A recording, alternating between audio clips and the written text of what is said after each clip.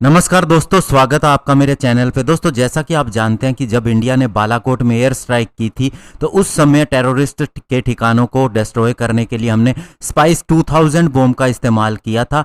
और दोस्तों, उसके बाद में देखा गया कि इसे बनाने वाली कंपनी एक स्पाइस 250 के नाम से भी एक नया वर्जन लेके आई है।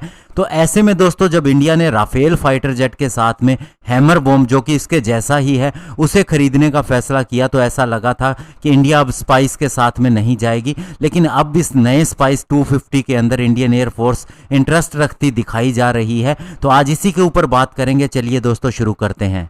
तो दोस्तों, इस स्पाइस 2000 को Israeli company Rafael advance defence system ने बनाया है और इसी कंपनी ने बाद में इसी वेपन सिस्टम का एक और वर्जन, जिसे स्पाइस 250 ER भी कहा जाता है, इसे शो किया था और इसे इंडियन एयरफोर्स को भी पेश किया था। इसके अंदर एक नया टर्बोजेट इंजन भी ऐड किया गया है। अगर इसकी रेंज की बात करें तो 150 किलोमीटर इसकी रेंज है और इसके अंदर पहले के ही स्पाइस 2000 बॉम्ब जैसा ही मिशन प्लानिंग सिस्टम है, एयरक्राफ्ट इंटरफेस है। इसके अलावा एयर क्रू ऑपरेशन भी इसका सेम ही है, लेकिन एक टर्बोजेट इंजन इसके अंदर ऐड करने की वजह से इसकी क्षमता और भी ज़्यादा बढ़ गई है और पहले से इसकी रेंज भी बढ़ गई है।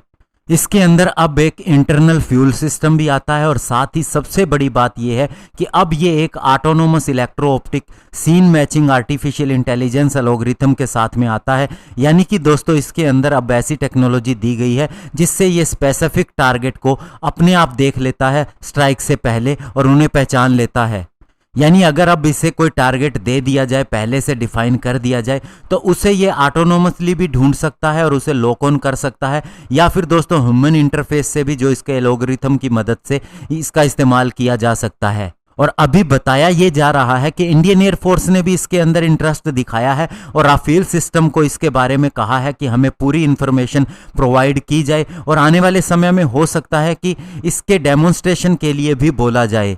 और अगर इंडियन एयरफोर्स इसे खरीदती है तो इसे हमारे मिराज 2000 के अलावा सुखोई 30 MKI और LCA तेजस के अंदर भी इंक्लूड किया जा सकता है, इंटीग्रेट किया जा सकता है।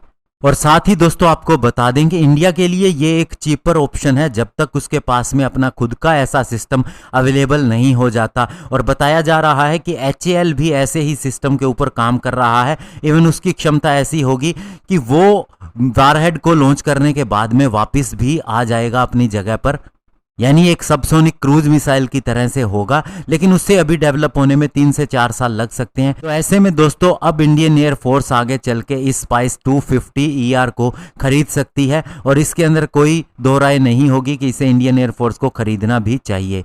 धन्यवाद। जय हिंद।